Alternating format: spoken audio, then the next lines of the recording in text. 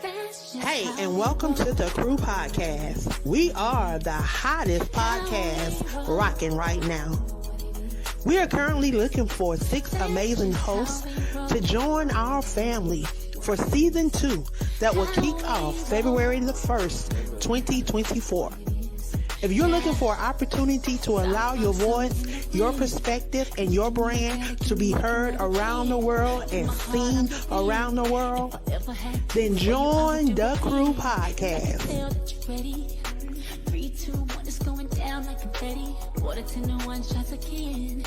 Aspiring Authors Magazine is a founding sponsor for Da Crew Podcast. Get featured inside the magazine and allow your voice to be heard around the world. Aspiring Authors Magazine is an international magazine founded in May of 2020 by Queen Angela.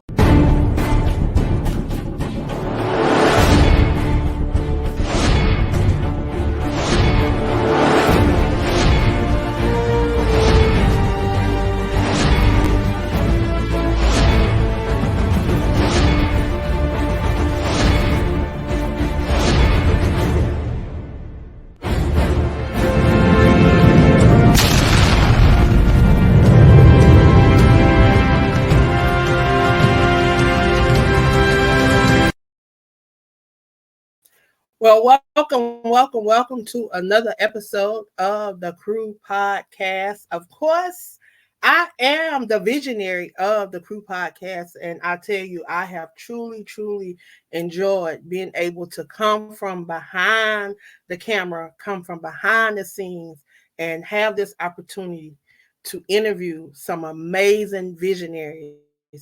Before we jump in, y'all, I want y'all to take this opportunity to share this in your circle of influence, because you never know what the next person may be in need of, what the next person may need to take them to the next level. It may be this person's voice that's needing to help take you to the next level. So I want y'all to share this out. I'm telling you, you're going to walk away tonight feeling educated, empowered, and encouraged. I call it the E3 experience.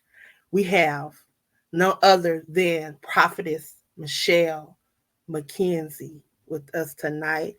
And I'm going to bring her up and allow her the opportunity to introduce herself. Well, good evening. Thank you, Visionary Angela Smith, for the opportunity to share on your platform. It's a privilege and it's an honor to be here to share my story, talk a little bit about me and my vision of what God has for me. I don't take it lightly. I know that you're a very busy person and you could have selected anybody else. I've looked at your stuff on Facebook and see that you have a plethora of people that you could pull. So I appreciate the opportunity that you put me to share just a tad bit on your platform tonight. I am very grateful. To everybody, my name is Michelle McKenize. I am a prophet by calling. I'm a mother of 3 adult children. I'm a wife to 1 husband for the last 33 years, and I have 8 grandchildren.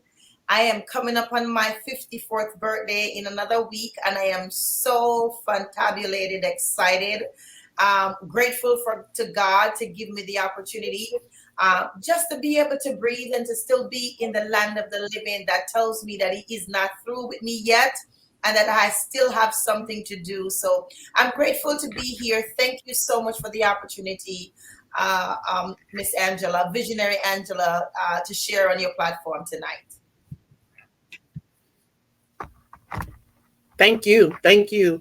I tell you, I happened across your page. I think you were ministering, and it was just something. I know it was the spirit that drew me over there, because I had never come across your page before, and I don't know how long we had been friends, but on that day I was just drawn to your page. And I tell you, I don't take any meeting lightly. I don't think it's a coincidence. I know that was part of His master plan for us to cross paths. And there's a message on tonight for somebody that is tuned in. I tell you, when He dropped in my spirit to do this podcast, it was for us to be the opportunity to be the change that we desire to see in this world. And I tell you, even in the midst of going through, I watched you. You continue to press, and you continue to be transparent, and you continue to tell people, that this is life. This happens. This happens to all of us, no matter who you are, no matter what title you have, no matter what. This happens, and you were Amen. transparent. You were I, real, and that's what we need in this world today. We truly need that. So I tell you, I had to get you on this platform because that is what that's what I share. That in everything that I do, that's what I share. People got to understand. We got to meet people where they are, and we can't forget where we came from. We want everybody to come on in, and we want everybody to be right there on that level. But we didn't just get there overnight. It took some time, and we had to go through some stuff. And I tell you, I'm gonna move on out the way because I'm telling you, I can go. And this ain't about me. This is about you. I tell you, you are doing some amazing things, and I just need the world to hear about you on tonight. okay, thank you so much. So let me just, if you want to share a little bit about me, my story. My story is one of rejection. I am almost 54 years old, and when my parents, just to go back a little bit to lay a quick foundation, and I'm going to bring it forward in the time span that we have. When my mother got pregnant with me, my oldest sister, she was already about 9 months old, so this was her third. I was the fourth child, and so my mother didn't want me. It was the fourth child for my mother and the second child for my father. So they didn't want another child. They were poor. This is in Jamaica over 50 years ago. So my mother decided she was going to have an abortion. Now, abortion in the islands is taboo. You're outcast if anybody finds out that you do anything like that. So they would typically just go to get some herbs or drink some herbs or go to a bush doctor and have them, whatever they did then. So my mother decided she was going to, wash me out. And the night before she did that, she had a dream, woman of God. She dreamt that her grandmother came to her and told her not to abort me because I'm going to be the one to take care of her. So I literally was saved by a dream the night before my mother was supposed to do away and wash the fetus out. And so I came out of rejection, not because my parents didn't love me, but in their mind, they couldn't afford another mouth to feed. So they would have rather not have an extra mouth to feed than to have an extra mouth and cannot take care of it. So I grew up into that was the fabric of which I was moving into in the natural. And so, my mother, I was about 4 years old when my mother and my father split up. And I remember that moment vividly when my mother and father they were fighting because my father was cheating on my mother. He had another baby mother with another baby out there, and my mother found out, and she was going to chop him with a machete. So I ran. I was about 4 years old. I got in the middle of them, and I started crying and holding on to my dad's leg. And my mom held the machete, and my dad was trying to take the machete out of her hand. And in the process of him trying to take the machete out of her hand, it sliced her hand. So my mom had a big slice in the middle of her hand. So I lived and I saw that. I saw what you would call abuse in some sense. I didn't. My father wasn't an abuser in terms of physically, but in terms of the fact that he was cheating on her and all that stuff. That's a form of abuse. So I saw all of that, and in that moment, my sister and our lives was ripped apart. My mother and my father broke up in that moment. I remember my father moving out. I was about 4.5 years old. Angela, that's one of my first memory. As a human being, one of my first memory is remembering my mother and my father breaking up, and I was standing on my father's shoes crying. And I remember that they broke up and we ended up living with my mom, and they lived in two separate towns. But my dad used to come and get us on the weekends because my dad is now a police officer in the islands, and he would come and pick us up on the weekends. And so one particular weekend, he came and got us, and we spent the Saturday and the Sunday afternoon, he was taking us back home. When we got back to my mother's apartment, or she rented a house in the city in Kingston, this is in Jamaica. My mother had moved with her new boyfriend. All of my clothes, all of my sister's clothes, everything was gone. We didn't know where our mother went. And so in that moment again, I am now experiencing the third time being rejected by parental rejection, the third time. So we ended up now living with my father and a stepmother that didn't want us around. We weren't good enough. So and when I say we, I meant my sister and we became the Cinderella in that home. We were the ones that would clean the house, do all the dirty dishes, do everything. When school would open, we wouldn't go to school for 3 weeks sometimes before we would get to go to school, because in the islands you had to wear a uniform to school. So we didn't get to go to school. So I was shaped with just feeling that I don't belong, or I was an obligation to those that were supposed to take care of me. But in my spirit or in my heart, I had a resolve as a young girl that I was going to become somebody. I was going to be somebody in this world. I was not going to and I don't know where that came from because it wasn't taught, that I was going to make something of myself. And that was my whole goal in life, to become somebody. So, fast forwarding a little bit, living with my dad and my stepmom, the worst treatment, lived like the Cinderella in the home. She didn't take care of us. We didn't get food sometimes, even though food was in the house. We had to clean. I remember I went to school for 7:30 in the morning, and I had to clean the front porch, the back porch, the bathroom. Sometimes I had to sweep the front of the yard before I go to school. And I'm talking about cleaning it with a brush on my knees, rubbing the floor, making sure it shines. And so that's the kind of life that I grew up in. I know what rejection is, but what God did to me in all of that, he gave me a whole level, almost like a whole different dimension of compassion towards some other people. I have a big compassion for people. I want to always help. My heart breaks when I see homeless people on the street, or I'm quick to help. I've taken my clothes off and I'm giving to people before, literally.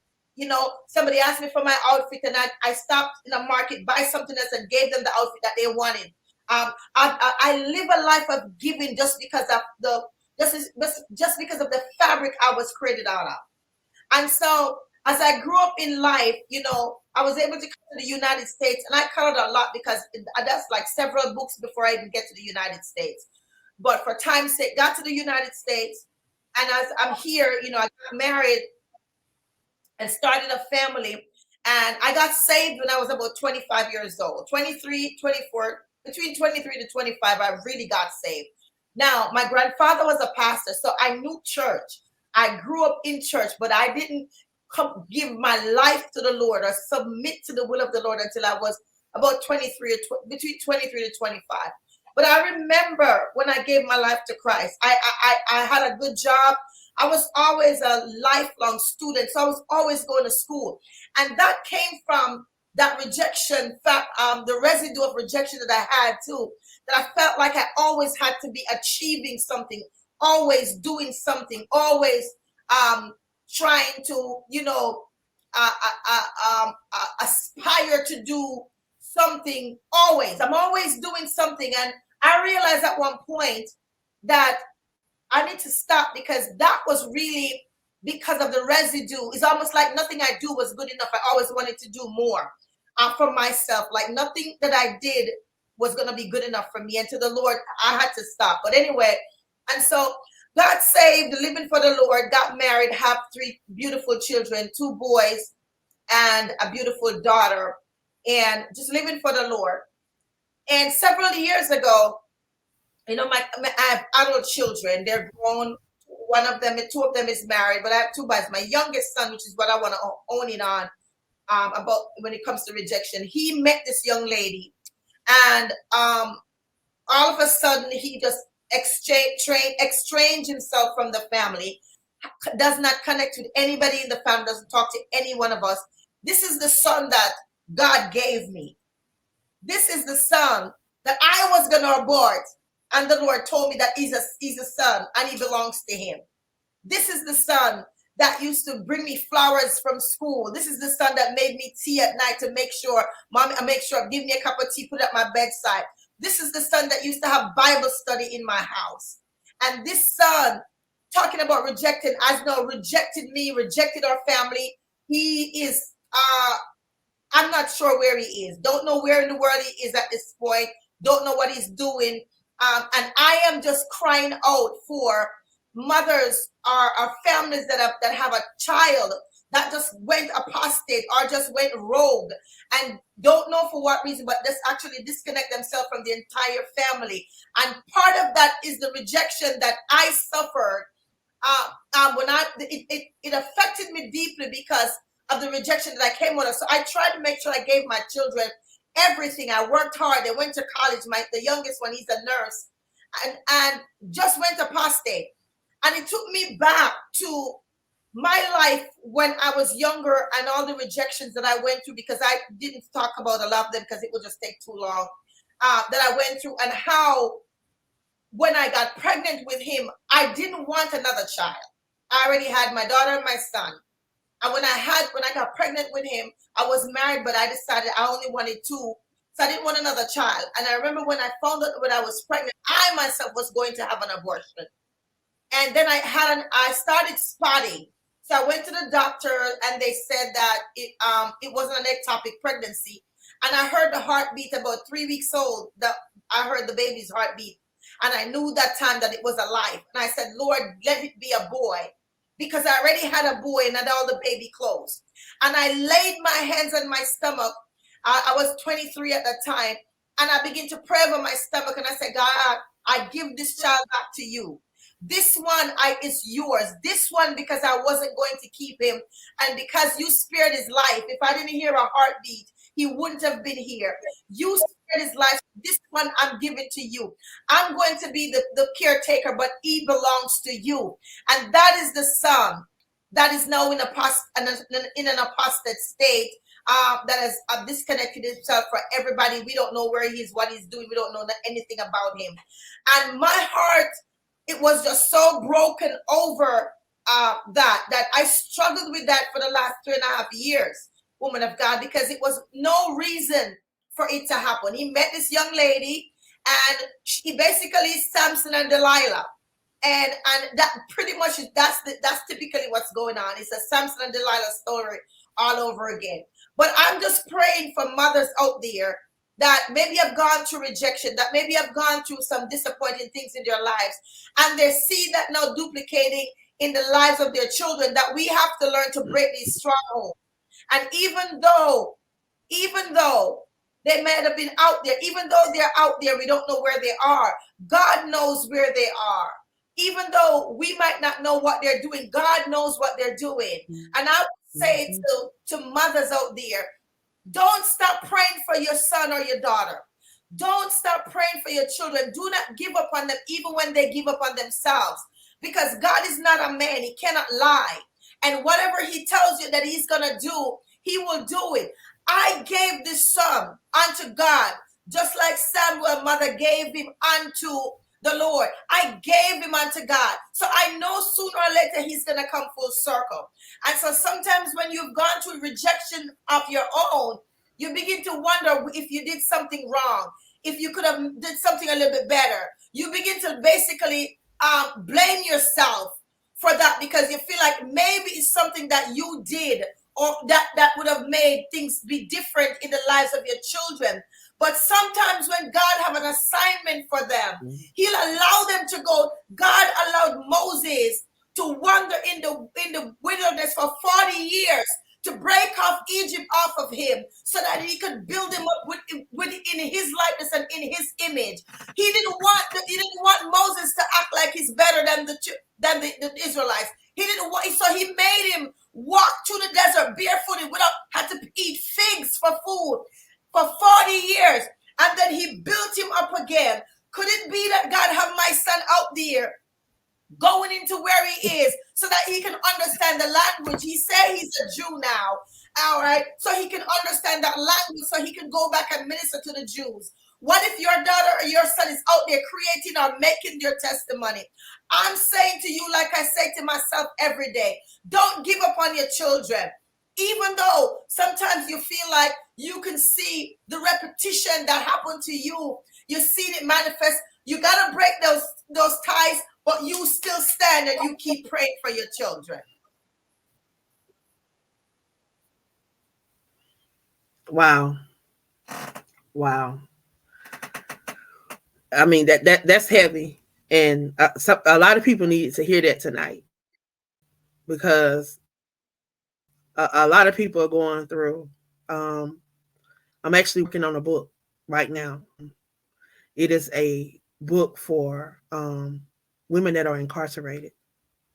Some of these women have been incarcerated since they were teenagers, 15, 16, 17 years old. And they're in their 40s now. And a lot of them have lost hope. They don't think that they'll ever see the outside again. And God dropped in my spirit to just encourage them, to just have people to write letters, affirmations, poems, whatever was dropped in their spirit, to just encourage these women, to let these women know that they're not alone, that it's people out here that's praying for them, that's wishing them well, and don't even know them. You know, sometimes people just need to know that, you know, somebody's there with me. You know what I'm saying? Praying with me. Exactly. And you don't even have to know what I'm going through. But we all going through something. I mentor but a we group just of lift women up in a the prayer. prisons on Mondays, in the county that I live in Florida. And what I find is it's a very transient prison. They go in and out, and most of them is because of substance abuse or selling drugs or something like that. And what they would tell me is that they said that they are afraid of the free world. I mean, the language that these women use in prison is a whole different, it's almost like a whole language in and of itself. And they say that they survive better. They prefer to be in prison, the ones that I see, because they don't know how to function in the free world. They're afraid that if they're in the free world, they're gonna run into their dope giver again, and then all their families has turned their backs on them, so they have nobody but the people that they use drugs with, and so they're very hopeless. And sometimes when they share their story, some of them been molested when they were one of them, the father been molesting her since she was 6 years old, right up until she was an adult. He molested her right up, and the parents they were the ones that started her drug habit. They gave her drugs when she were little. She been taking drugs since as long as she can remember. So I hear the heart of the people, woman of God, when and all of that too. The root of that is rejection. You know, those parents, they were dropped somewhere. You know, they were dropped. Nobody picked them up. They had nobody to pick them up or pick them up the right way. And so they grew up in life being dropped, and they themselves now have children that are dropped. And the cycle continues. And if we don't break that cycle by reaching out to these women and letting them know that they're loved unconditionally, and although they're in prison physically, they can be free in their mind. You know, because a lot of times we have to be emancipated from the mental slavery. And if we don't emancipate our minds from the natural bars, you know, we won't be free from the spiritual bars. So we have to go back into them and let them know, although they may have perimeters around them, they are free in their spirit. You know, because the Bible said, whom the Son set free is free indeed.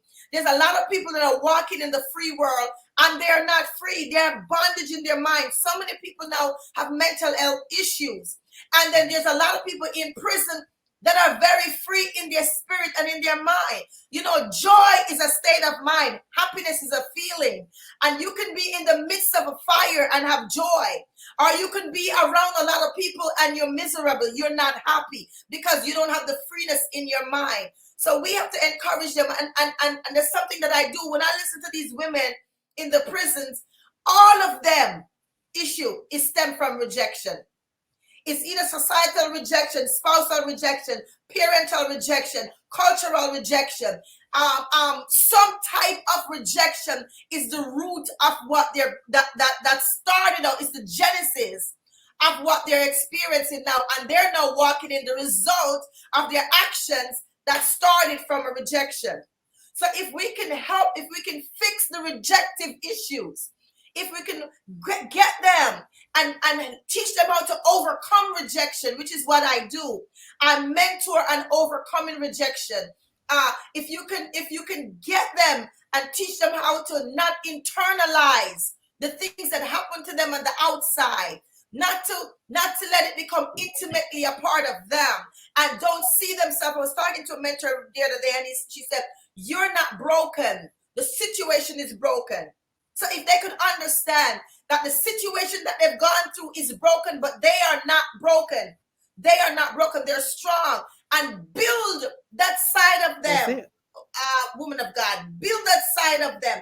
Build up. Let that part be the part that is magnified in them, and not the trauma that they've gone through. If we can magnify the strength in them and diminish the trauma, yes, we're not negating the trauma. We're not saying that these things didn't happen to all of us. We are saying that the strength that you have inside of you is much greater than the trauma that you've experienced in a season in your life. And the fact that you're living and you're still here breathing and able-bodied, that means God is not through with you yet. And you still have a story to tell. And you can go back and pull somebody else out. Pull somebody else out that experienced rejection trauma somewhere, and pull them out and say, "Listen, this is what I've gone through, and look how I'm dealing with it." You know, the Lord gave me a title of a book about 20 years ago that I haven't written yet. It's called Within the Walls of Destiny. A lot of times society wait until they get to the victory before they share and say, but I used to. What about talking about it while you're in it? Knowing that the God that you serve can bring you through it. We have to start having people to say, "You know what? I'm not there yet, but in the process of me getting there, I'm not going to give the enemy satisfaction by feeling like I'm a victim. I'm a victor because I'm walking through it. I'm going to get through this rejection. I've been rejected in many years of my life, but rejection is not my story. I may have gone through rejection, but rejection is not who I am. I am the daughter of a queen. I'm an educated Black woman that is on fire for God, that wants to pull her sister up and take the nation by force. That's who I am. I remember with Naomi and Ruth. When Naomi and Ruth went back to their city, back to her city, they called her Ruth the Moabite, right? And so they attached her name to a stigma of where she came out of, which is paganism and child sacrifice and all that stuff, right? So they attach where she came from to her name. They never just say Ruth, they say Ruth the Moabite. Ruth the Moabite. It's like they would say Michelle the Jamaican. So Michelle is not the part that carries the weight, is the fact that I'm Jamaican. And a lot of people think Jamaican is this or Jamaican is that. So when you attach me to where I'm coming from, you're not seeing me for me individually. You're classing me in a whole ethnicity or a whole culture or an area. And so they grouped her as Ruth the Moabite, but they didn't know that Jesus was going to come from her lineage. Although she was pagan by Ruth, pagan from her family's heritage, her life became, Jesus came out of her lineage. So I'm saying, not because these women, were in prison, or because I went through rejection and they may gone through rejection, that doesn't make us, that doesn't identify us. It's a part of our story, but it's not what defines us. And until these women recognize that what you've experienced doesn't define you, it was just a dot in your story. It makes the story even better to read because you've overcome.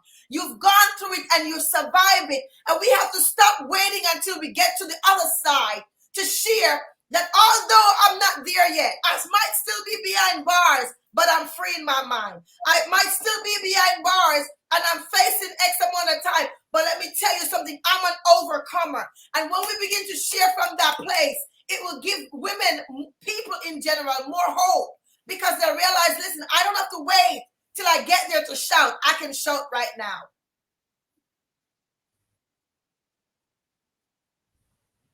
Wow. I'm telling you, you was all up in, I don't know, you was all up in my conversation I've been having all this week. I'm telling you, God is so good, because this is what I try to get people to understand. And sometimes he just had to bring somebody to just reiterate, because somebody in the back didn't hear it. Somebody didn't hear it. And I tell you, God is doing something, and people need to wake up. They need to wake up and understand who they are. He didn't make no mistakes. No, he didn't. LaTanya has a show called Delayed Not Denied. And that's what delayed not denied. See, people don't understand. Sometimes we get off track. It's not denied. And it's delayed in our eyes. It's right on time for God. That's it. Yeah. Because he will never deny you. Jeremiah 29:11, he declared that he had a plan for us. He has He plans. said not to bring us harm.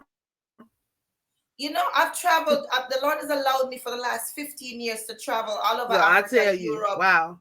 And preach the gospel. I'm an international conference speaker. That's part of what I do. And I've always had a drawing for women. And last year, the Lord allowed me to go to, I was in Durban, South Africa, preaching at a women's conference there. And it's a huge Christian church. But the way how they had advertised the meeting, it was August 9th is National Women's Day in South Africa. So the meeting was Women's Night, but the church billed it as a Women's Day and not a Christian conference, which was right. So a lot of Hindus came to the church, and probably about 50% of the people that were there were Hindus. They weren't Christians. They came to the event, right? They came to the church. And let me tell you something. I've seen so many Hindus came to Christ, came to the altar with their little dot in their forehead, raising their hands. They want to know the God that we serve. They want to know this Jesus, raising their hands. So although you may have gone through some heartaches in your life and some setbacks and some brokenness and some hurts and disappointments, you know, you may have a son that you love dearly, you don't know where he is. You may have a daughter that you haven't spoken to for years, don't know where she is. You may have, you know, family members that you're estranged with, fighting over this or fighting over that. It doesn't matter. God wants us all to let that thing go and to focus on him, because there's a dying world out there. There are people that are dying. There are people that are lost. There are people that are very passionate over the wrong things. There are people that are willing to give their lives for something that is nothing to do with God. And the church is asleep because we're busy.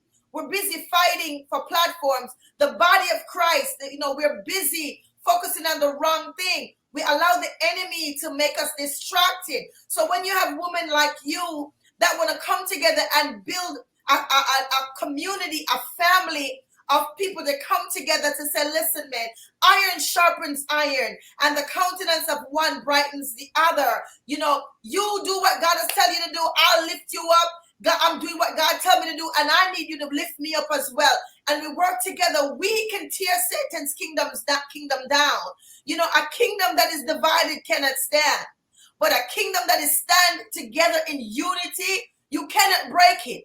Which is one of the reasons that God had to come down and break up the Tower of Babel, because the people were so united in what they were doing that he had to split up the languages. He had to let some people talk Chinese and some people talk Spanish and some people talk French. He had to separate the languages because they were so together in unity to do something that is in apostasy. And if we could have that same unity to do something to build the kingdom of God, can you imagine how many people that is in prison that we could help? So when they come to the free world, as they call it, when they come on this side, that they will know how to survive because they're institutionalized. If they've been there in their teens, one of my girls, she said she's been going to this particular prison for the last since she was 13. She's in her 40s, so she's back and forth, back and forth, back and forth. They've been institutionalized. They, the people that you want to send letters to, they're institutionalized. They've been there for decades. They don't know how to survive in the outside world. They have to be reoriented again. And we can be the voice that would go in and help them to be reoriented from the inside, so when they come out, they could be good citizens of the society on the outside and not look at the rejection that they came out of, the sufferings that they have, what mom or dad did to them, who didn't do, who should have done and didn't do, who did do and didn't do it right. All of that, they will look at that as a stepping stone, because that's what I've done with my life. All of the hurt and the rejection that I've gone through, every time I've gone to a level of rejection, I use it as a stepping stone. I say, okay, Daddy, you're stretching me higher. And I use it as a stepping stone to get to this another place in the things of God, or get to another place physically. But I don't take it personal, because I know that there's a real enemy out there that doesn't want us to do what God has called us to do. There's a real devil out there. The Bible said we wrestle not against flesh and blood, but against principalities and powers and rulers of darkness and spiritual wickedness in high places. So there's a lot of things that is happening in high places. Yes. So I don't look at humans when they come. I ask the Lord to show me the spirit behind them. And that's what we have to do, is break off those strongholds behind these men and women that God has called us to reach to behind bars. So when they come out, they don't see themselves as victims, but they see themselves as victors. They've overcome. They're alive, and they're surviving. So that's the passion of my heart, woman of God. Wow, that's right up my alley. That's what I'm doing out in Texas. I've been pouring into these women and men. We're definitely trying to get them to identify themselves, because a lot of them, they ended up there because they didn't have identity. They were in the wrong place at the wrong time, tagging along because this is what I know to do. Just tag along. You talking about kids, 15 and 16-year-old getting adult sentences when the adults that actually committed the crimes got a life, are not who they are, because a lot of them, they've gotten in the system and they've gotten lost. A lot of them, they were, I'm talking about, they had to do a whole lot. And it's about understanding who you are, understanding who God created you to be, what your purpose is, walking in that purpose and understanding that. Wow. I tell you, you definitely touched on some things tonight. These ladies in. Say it again, woman of God. I'm sorry. It was a delay. Go ahead. Yeah. No, you were saying something and I didn't hear. Yeah, I was saying there were a lot of comments in the comment section. There was one young lady said, boy, she came in at the right time. Ooh, you preaching good now. And another young lady said, that is God's timing is truly perfect. So they were really enjoying what you were sharing on tonight. If you would, please, how can people follow you? How can they tune in to your podcast? How can they purchase your books? How can they support your ministry? And if you have anything that's coming up in 2024, if you would like to share, the floor is yours. And then we'll close out. Thank you for the opportunity. Well, I am very, very excited that I am starting again a podcast in January, and it's called Word for Word. And it's going to be a platform where I'm going to be interviewing women of God, men of God, different people on different topics it's going to have a biblical spin because I am a minister of the gospel. So everything I do has to come through that vehicle. I am working on a couple of books, like 4 of them. So now I'll be finishing 2 of them pretty soon. So that will be out. And I travel and I speak in churches and I do conferences. So if the Lord, if you feel led and want me to be a minister at one of your women's conferences or one of your conferences, I've been doing it for the last 15 years.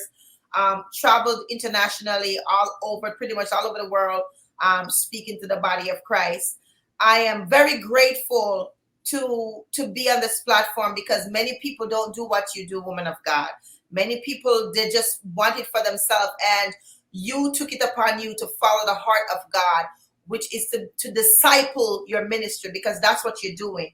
You're discipling your ministry. The Bible said to go into the highways and the byways, and you're using social media to go into the highways and the byways, and you're not going by yourself. You're calling the other disciples and say, come on, man, come on, let's all go. Let's go in there, go after the people of God. Let's go get them and make them whole and make them whole, bring them back to that place that God has called them. And that's an awesome thing that you're doing. And I'm very grateful, and I'm grateful for the platform. If they want to follow me, they can follow me and Michelle McKenzie. That's my Facebook page, or my IG page is the Michelle McKenzie. You can follow me there at the Michelle McKenzie. But if you need to reach me specifically, you could just reach the woman of God. If you can't get me somehow, and she knows how to reach out to me. But it's just an honor to be here, just to share. And your heart is so huge. I can see that you have a burden for the people. You have a burden to see people fulfill their purpose and their destiny. And that is very rare. I have that burden myself, and I want to do, if you could stand on my shoulder and get there, then you could use my shoulder. That's how I look at it. And thank you for allowing not just me, but many to use your shoulder to get to, another level in where they want to be at. And sometimes the people that provide the shoulder don't have a shoulder for themselves. But I want to tell you that God is that shoulder for you, because I can tell that you do a lot for others and it's not reciprocated. But God is a shoulder for you, and He'll open many doors for you in 2024. Many doors in 2024. I pray a blessing over you, woman of God. I feel the prophetic anointing coming here. So, but I can feel that you carry the weight, and God is going to release that. God is going to release that, because He's going to send you destiny helpers that really see the vision in your heart and the passion in your heart, and have the funds, the finances to really take it where it needs to be. And He's also going to move people they're users, and they're users, but you just, because of your personality, you just let them be. God is going to remove them because their weight. And every time you say, I'm not doing it again, you still do it again.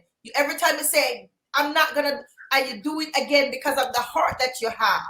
And God is going to bring you into a place where you're going to have people that genuinely see your heart, and they can't do what you do, but they have the backing to make what you do better. And in 2024, I hear the Lord said that your load will be lighter. God. He said your load will be lighter. Your load will be lighter. Your load will be lighter. And I also see you traveling too. I don't know if but I see you even moving. I am not sure what's going on with that, but I see you moving. And you're toying with that idea, and you're actually struggling with that. But it is of the Lord. I want to let you know, woman of God, it is of the Lord, and you need to go for it and do it. Fresh environment. A newness is coming upon you, because He's putting you around the new people. The people that are, not all of them, but a great portion of the people that you're around. Familiarity breeds contempt. And because they're too familiar with you, because they knew you before. Whatever that before was, they knew you before. And some of them are still in awe that you're doing what you're doing. And so God is going to put you in circles that appreciate what you're doing. I appreciate the heart for what you want to do and will help you to take it to the next place. I pray you receive that word, woman of God, because 2024 is the beginning of greatness for you. I see, it's almost like I see you stepping up 3 steps and open the door. And as you open the door, it's almost like the sun ray that's come right in. Like you're stepping into a brightness. Brightness. He's going to do supernatural for you, supernatural. And he's going to, I hear the Lord said, he's going to amplify your voice. He's going to amplify your voice. So let him do what he's doing. Okay, he's going to cut people that you it's hard to, but you got to let them be. Let it be. It's okay. It's okay. It's not cutting that you don't have contact. He's cutting so that you can move forward. So receive that in Jesus' name.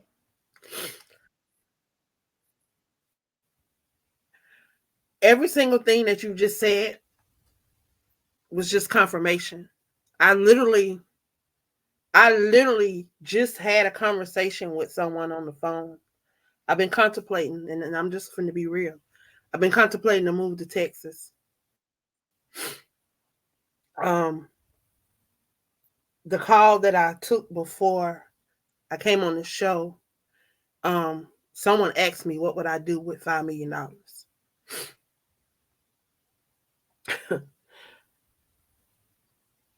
Literally, like, I'm going to play this back to somebody when I talk to them, because if I just tell them, they're not going to believe this. But everything that you just said came out of their mouths too. Well, he wanted to confirm that with you so that you know. So it was just confirmation. That is he was not in the room. You did not know. I don't. As the first time I see the flyer, the first time we connected like this, you know that yeah. But that's the Lord. That's what he does. And he speaks to his prophets when he want to send confirmation to his people, so that you don't have to waver if you should or shouldn't. And then when you're going, no matter what, you'll stand, because you know it's a God thing. You know, you won't say, well, God, I shouldn't have. You'll know that God is going to take care of you. He's going to do what he needs to do, because he's the one that's sending you there. And he confirmed it in his word.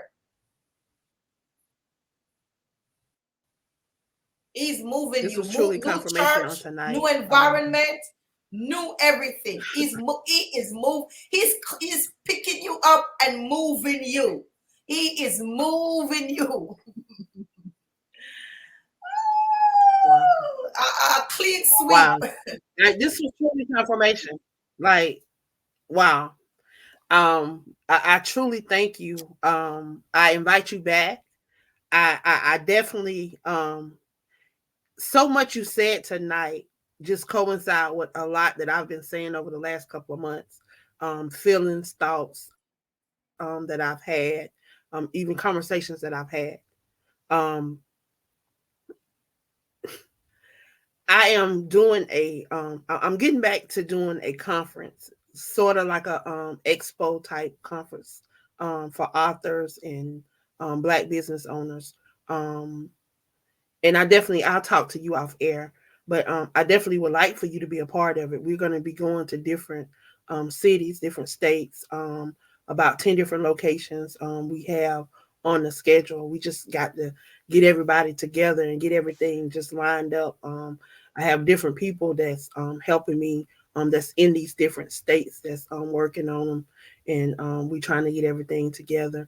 But it's going to start here in Myrtle Beach, because I'm here in Myrtle Beach. So we're going to start here in April, and then May we're going to Texas, and then June we're going to Illinois, and then New York, and then we'll come back to Atlanta, then we'll come to North Carolina, just different places. But we're going to make our little rounds. And it's an opportunity for authors to come together. And you said something earlier. You know, I'm a domestic violence survivor. I was shot point blank range with a sawed-off shotgun. I shouldn't be here. But on my bed of affliction, I asked God if he would raise me up, that I would always share his goodness. And I knew I didn't want to be in a pulpit. but I knew that he would give me a platform, or he would give me something that would allow me to do that. So I started writing books, and it gave me the opportunity to do these interviews. And every time I would talk to people before the interview or whatever, and I would always tell them it's more than books.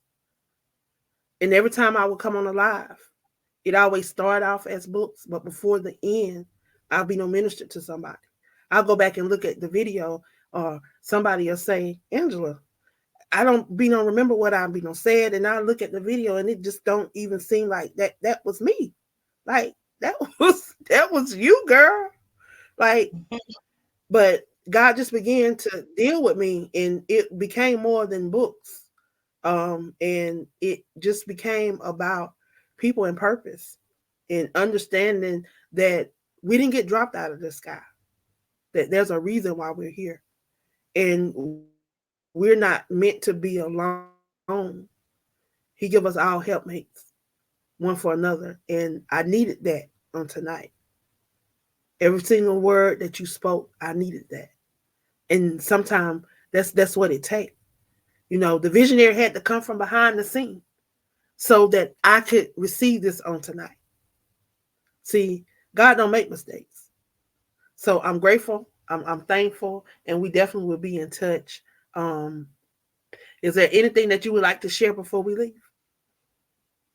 No, I just wanted to tell you that I just keep hearing land, real estate for you, real estate, but I hear land, real estate. So just be seeking the Lord, and that I sense that He wants not just to have land. So just be prayerful about that. That's something that I know. I just keep hearing that. But no, I'm good. I'm grateful to be here. Thank you for the opportunity to share your platform. I thank God for everybody that's watching and will be watching. I pray that if there's any mother out there or fathers that are out there that are going through, especially during this time, during the holiday season, maybe they've lost a son or a daughter, or maybe their son or daughter is no longer in their life.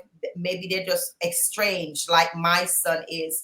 I pray that God will give comfort to your heart this holiday season. And I pray for you that have lost a son, or maybe have a son or daughter incarcerated, that you be encouraged and just be strengthened in this time, and knowing that God has a plan for them.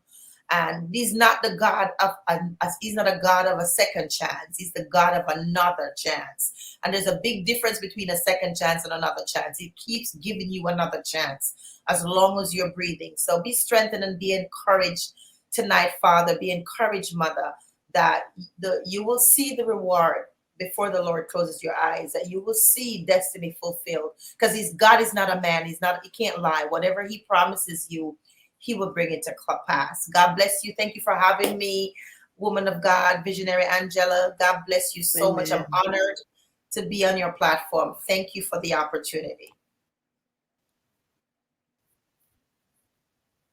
Thank you. You be blessed and have a good night. Have a blessed night. Thank you. Peace.